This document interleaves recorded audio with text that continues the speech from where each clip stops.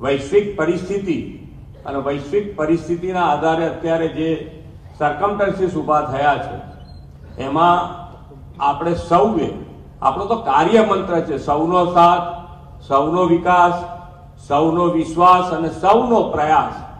એટલે આ વૈશ્વિક પરિસ્થિતિમાં આપણે બધા સાથે રહેવું છે.